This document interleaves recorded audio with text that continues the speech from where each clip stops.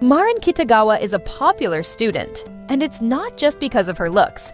She's the dream of many guys and a nightmare for those who get rejected by her.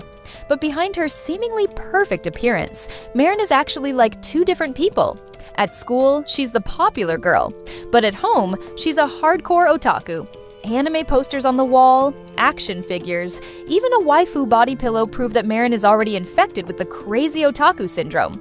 Because of that, Marin often hears mocking words from her friends. But for her, a hobby is still a hobby. She's never ashamed to show what she loves and has always wanted to cosplay as her favorite characters. Meanwhile, in another corner, there's a guy who's almost invisible. His name is Wakana Gojou. Even though Marin and Gojou are in the same class, they live in completely different worlds. Marin has friends, while Gojou doesn't. He's just a quiet guy who's more familiar with needles and thread than with his classmates. Since he was little, Gojou lived only with his grandfather, who is a traditional Japanese doll maker. That environment sparked his interest in dolls. While kids his age played outside, Gojou was learning how to decorate dolls and hoped to surpass his grandfather one day. But when he showed one of his handmade dolls to a friend for the first time, instead of praise, all he got was ridicule, because he was seen as weird and girly.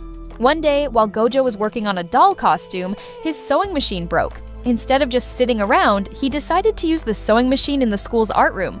Since no one else was there, Gojou felt relieved because now he could spend time alone with his beloved doll. But unfortunately, that peaceful moment was ruined when Marin suddenly walked in. Gojou tried to hide his secret, but it was already too late, and he expected to hear the same mocking words like before. Huh? But to his surprise, Marin actually praised his work. She walked closer to get a better look at the doll. It was the first time someone didn't make fun of his hobby. Gojou got caught up in the moment and started explaining why he was there. After finding out that Gojou wanted to make costumes, Marin suddenly took off her sweater without caring that a guy was right there.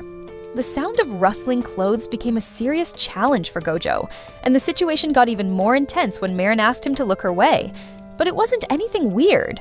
Marin just wanted to show him her cosplay outfit, hoping to get some praise. But she chose the wrong person because this guy was Gojou, whose head is always filled with dolls. Without any hesitation, Gojou pointed out the flaws in her costume. From the wrong measurements, messy stitches, cheap fabric, and more. Marin was used to criticism, so she proudly shared her dream of becoming a cosplayer. Even though she had plenty of time to learn how to sew at home, the results never matched her expectations. That's why she asked Gojou to help her make a proper cosplay outfit. Gojou couldn't ignore someone who needed his help, especially when it involved his passion. Both of them felt happy at that moment. Marin was excited that she could finally cosplay, while Gojou was thrilled that he got to interact with the most popular girl at school. But that joy quickly vanished after he found out that the anime character she wanted to cosplay was from an adult game. Slippery Girls 2, as the name suggests, is the sequel to the first game that gained popularity last year. That game introduced many characters, one of whom was Shizuku, a maid with a BDSM twist. That was Marin's brief explanation, and without realizing it, it started having a questionable influence on this quiet guy. Even though this kind of thing isn't exactly normal, a hobby is still a hobby. No one has the right to stop Marin just because she likes a particular game. Hearing that, Gojou began to overlook all the strange things about Marin, since he himself had a pretty unusual hobby. Gojou had never made costumes for real people before, so Marin gave him her guidebook so he could study it. On the weekend, Gojou spent all of his time lying in bed alone in his room. Seeing that, his grandfather decided to buy him a new sewing machine so he wouldn't just laze around. That was when the doorbell rang.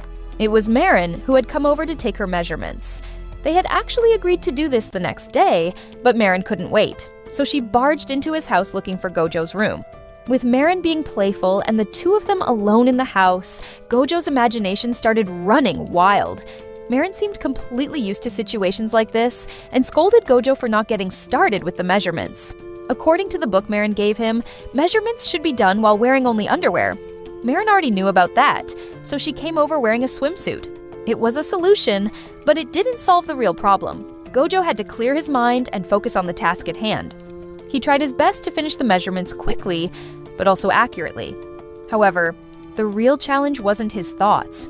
It was Marin herself who kept teasing him the whole time. To make sure the costume matched the original, Gojou needed to learn every small detail of the character. That's why Marin brought both games of Slippery Girls 2 for him to borrow.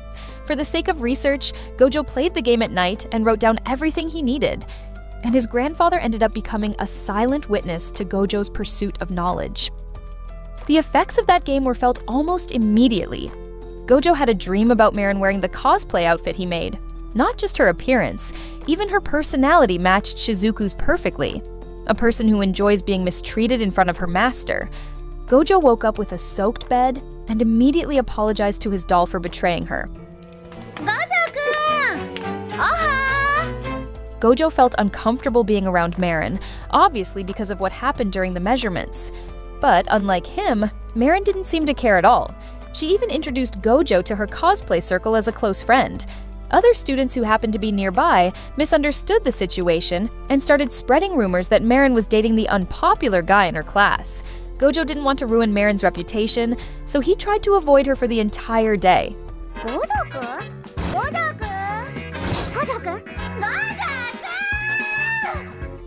Until after school, Marin finally found Gojou crouching on the ground like a homeless man. No matter what people say, Marin would still be his friend. And if rumors were really the problem, then why not just date for real? Gojou had a brief moment of hope, but it turned out to be one of Marin's jokes. Still, one thing was clear. Today, Marin wanted to spend time alone with him somewhere.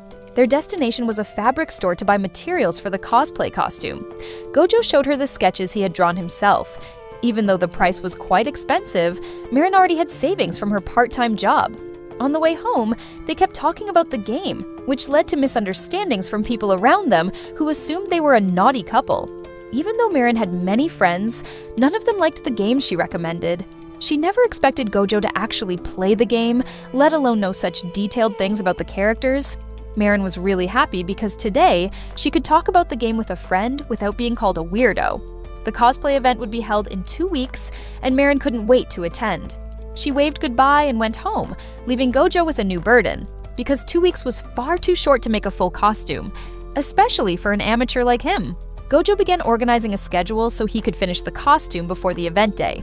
He wrote everything he needed to do on a calendar to make sure he wouldn't forget anything.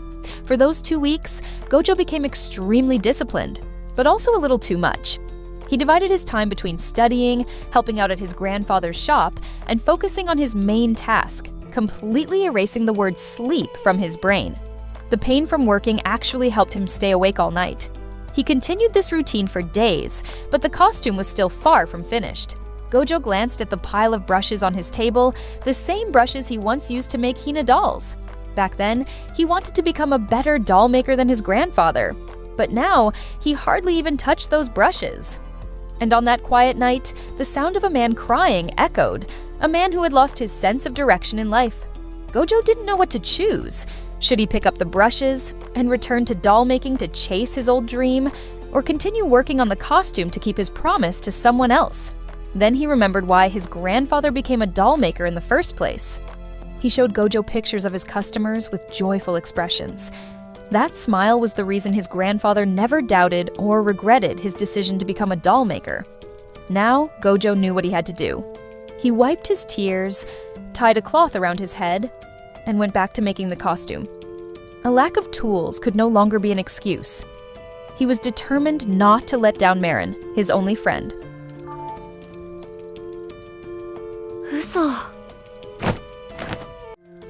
A few days later, Marin came to see Gojou, who now looked like a panda. Gojou wanted to show her the completed costume right before the day of the event. And since the costume was ready, they planned to attend the event together the next day. If before Gojou only painted the faces of dolls, now he was applying makeup to a real person. And in the end, Gojou could finally see a real-life version of Shizuku. Even though she looked identical to the character, this was still Marin. She had to practice keeping a calm expression and truly get into character. Gojou also took pictures of her and created an account to upload the photos there. Today was their first event. Marin's arrival drew the attention of many people.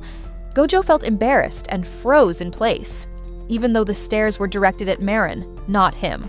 Not long after, a visitor asked to take a photo of Marin. Marin recalled the character of Shizuku and posed, resulting in a beautiful photo. It started with just one person, but soon more people began lining up to take pictures of Marin. But among all of them, no one was as lucky as Gojou, who got to see her sweetest smile.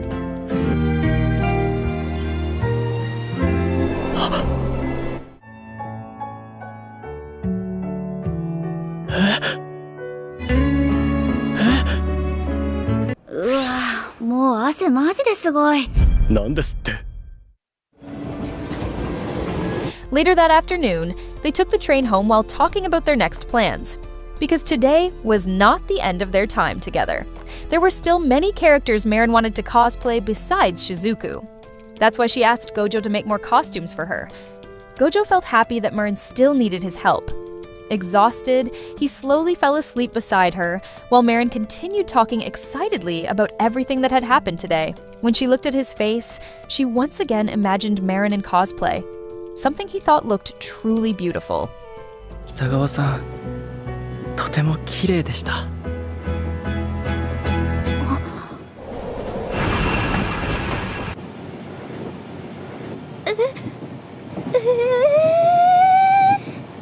If you enjoyed this content, don't forget to like and subscribe. See you again next time, everyone. Bye!